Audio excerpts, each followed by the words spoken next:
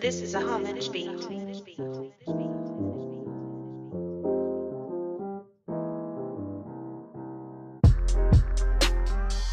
Grace and peace, grace and peace. Thanks again for tuning in to another episode of I Saw the Lord. It's your boy Brandon, and I am just grateful to be back. This time, I don't have my brother Jamel with me. It's just been great. I'm having him here, but I told him in the beginning that I know just recording a podcast is pretty difficult, so I just wanted to give him time off and just have special guests to come alongside and then partner with me to go through some of these chapters, and that's what I have for you today. I've got a very special guest. I've known this guy, I was just saying, just over a year. We met, I believe it was after church, doing something with college ministry and just talking, just sharing my heart. I brought up writing a book. And he just, I think after everything was over, he just gravitated to me and just started asking me questions about the book. And most of you guys know already that I wrote the book just trying to communicate the gospel to my father. Never did I think that it would turn into something more than that. And just to see me telling people about it and just seeing how it resonates with other people has been nothing short of a blessing. So I'm extremely excited to have this man here. First and foremost, he is a husband, a father, active in his community, most importantly loves the Lord. And I've told him this on many times, but I'm always just encouraged by his faith. I'm father of 5, just newly had a son a couple months ago. And just seeing just how the Lord provides. Me and my wife have always just discussed having more children, but just knowing the difficulties of that, just practically speaking, financially being able to provide, and just seeing how God has provided in this man's life is extremely, extremely encouraging for me. But without further ado, I want to welcome my brother David to the podcast. How are you doing today, my brother? Doing well, man. Thank you for having me on. This is super exciting.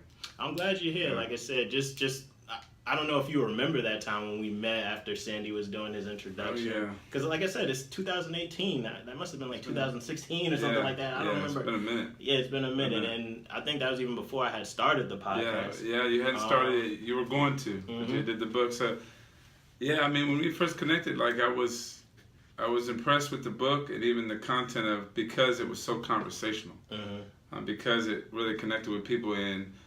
And for me, when I had really met you, I was kind of coming out of a season of being tired of tower topping people and theologically arresting people and harming people with language that seems very aggressive, but yet some would say, oh, this is Jesus speak, right? And so I had come out of a season of that. So this was just really refreshing. Honestly, like I told you before, we've used this for our kids. We've actually watched this with Davina and the little ones just because it's simple. You know what I mean? So, and like I said, I remember you told me a couple Sundays ago, just I would never think it would go there, right? You know, and just see how it can be a blessing to other people. And again, just to give some context, where I remember when I did do the podcast, you were one of the first people who listened, and you just kept it real with me. You was like, yo, the audio isn't that good, you know, and just having that conversation where you can just be real with someone, and that it's not just, oh, look what you've done, but hey, I want you to produce good quality of work, and you just kept it real with me. And like I said, I respect someone who is not just giving me lip service, like, yeah, you do a good job, but like you literally listen to it. Because like I said, I put things out, I don't know who's paying attention, I don't know what's going on, and someone could just be like, yeah, this was cool, and all the meantime, the audio was trash. But you kept it real with me, and of course you said it in a loving way. Sure. But like I said, you cherish those people who can just be honest with you, and so that meant a lot to me. So I'm extremely grateful to have you here on the podcast. Today we are doing concept number 37. Why do you perceive color? And again, I know some of the questions are like, where's Brandon going with this? But this is, if I could say something about this topic, I always relate the book back to like someone who's like handing out like a mixtape or a CD or something like that. And certain tracks, I wish I had one off the top of my head, where there, I think even Big's album, I think Life After Death, and there was even a song called Life After Death on the track. So if this was my title track, this chapter would be it. So Burden of Proof if you want to like get a good introduction to the book, this would be the chapter, because I'm literally providing you the proof of God's existence in answering this question. So this one has a special place in my heart, so I'm glad to be chopping it up with you. But why do we perceive color? I start off by saying this. I say the ability to perceive color is generally taken for granted. However, if we weren't able to perceive color, we wouldn't be able to see. Many believe black is a color, but in actuality, black is the absence of color. For many animals, this is a reality. Many animals are unable to perceive color, therefore they are technically blind. And I just want to start off this question. Do you think, because I just made that statement, that most people take for granted that they're blind, would you agree with that statement, or do you think people actually are appreciative of the fact that they can see? Because I'm making an assumption that most people don't.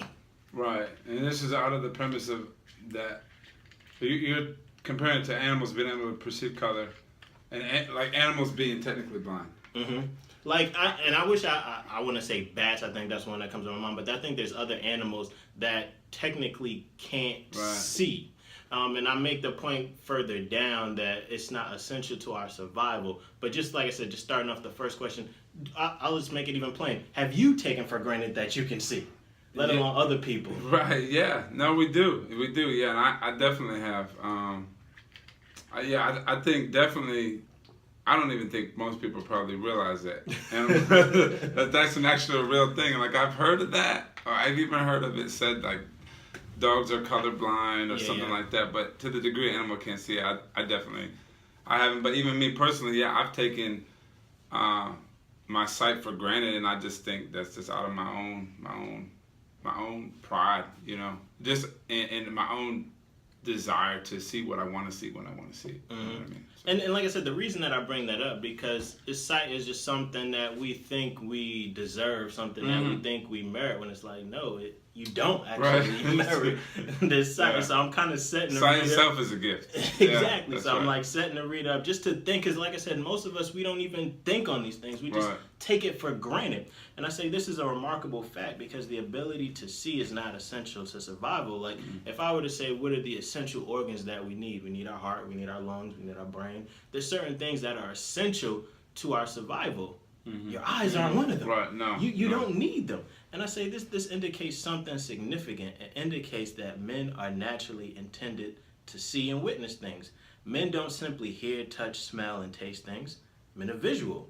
This means we're able to experience life in such a way that we're able to see the work that someone accomplishes. Though one who is blind can still work and accomplish things, they are not able to see what they've done. And just looking back at my life and just seeing the things that I've created, I always remember telling people, like, hey, I wrote a book. And even I think when we was discussing it, like, it was just like in theory. Right. Like, I wrote a book. But when you can tangibly come and see physically, hey, here's the book, it like adds a new level to things. So is there something that you've created that you're like, man, this is what I have done, and you're just glad that you're able to bear witness to something that you have created? Yeah. So we bought our house 6 years ago, and it was fairly small, average size house, and we ended up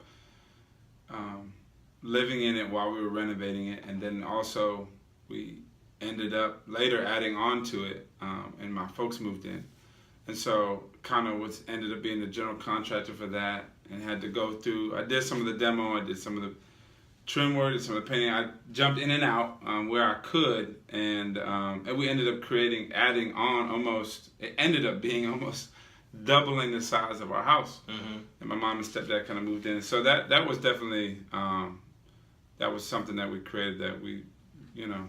But just thinking about kind of, I feel like where you're going, like creating something and being able to see it, it for me, it speaks to fulfillment and satisfaction, knowing like there's a worthiness there, and it's for me in some sense it's a preventative measure for despair, or preventative measure for not feeling like I wasted this resource, I wasted this time.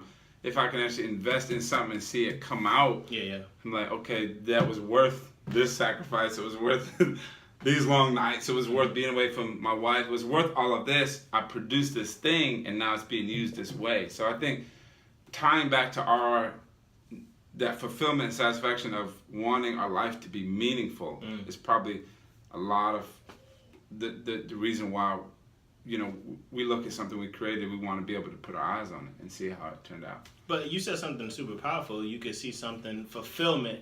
It's like, this is the work of my hand, that I'm able to visually actually see what I have done and accomplished. Right. And I think that's one of the reasons that we are able to see, because we are able to see the work. Like, you can literally come and say, like you just told me, I haven't seen it, but once I come and I can see, wait, this is the work of David. That's right. I've seen what he has done and what he has accomplished. So therefore, again, pointing to this reason that we have sight for a reason. And just even coming off of the Black national holiday that we had, the release of Black Panther. How grateful are we can go and see the work of Ryan Coogler, Ryan Coogler, that we can bear witness to what he has done. We can see the work of another. Right. And it's like, we don't stop and think about that, but man, we can witness someone's creation. Because like I said, I'm not, and I'll get to this later down the line, because blind people can create. Don't get me wrong, blind people can create. But it's another thing, because I say, without sight, one cannot experience it in a complete sense. It's one thing to hear someone describe a painting, to touch a sculpture, but it's an entirely different thing to actually see these things. Again, our ability to perceive color is not essential to survival. I say worldwide, there are 39 million people who are blind, but are still able to function throughout life. Therefore, the question is, why do we have this ability to see? Because it's like, if sight is not essential to our survival, our quality of life would definitely change. Right. But we could still go on. There's 39 million people who continue without being able to see. All right. Like, it's not essential to this. And so it's like, in asking that question, because my whole point is to orient someone who does not share our worldview to think outside the box. So if I devoid God from any equation, typically one's appeal is to science and nature. Right. And so my question would be is like, do you think science can answer why we see? I think science stops short at the why. I think it would definitely, and you speak to it. I definitely speak to it actually as a how, but no, I don't think science itself would be able to give us the why. Yeah, I go on and I say scientifically we are able to perceive color and explain how the eye is structured. And I start talking about the cornea, the iris, the pupil, the retina, all these things that make up our eye, and can explain how our eye intakes light, how it processes to the brain. We can understand the ins and outs. We can understand how this works. But we don't really understand why. And I go on and I say this, though this is absolutely correct in describing how our eye functions, it can only answer how and not why we are able to see. Ironically, one can observe the makeup or structure of an eye. Ironically, one cannot observe the makeup and structure of an eye without the ability to see. None of our other senses allow us to explain how we see. Our sight is the only sense that allows us to draw scientific conclusions. Not only are we able to make scientific observations, but we share our findings with others. And I always wanted to make it a point to not bash someone who has an opposing view for me, an evolutionary atheistic worldview. I always wanted to make sure that I was doing justice. Right. But if I'm gonna be honest, when I wrote this, I was taking a jab, because like I was saying, if your basis for truth isn't God, it's nature. But it's like the only way that you can come to these scientific conclusions is because you have the ability to see. If you didn't have that ability to see, you wouldn't be able to draw these conclusions. So what? How thankful should you be that you have these abilities to see, so that you can deny the God who gave you that ability to see. And again,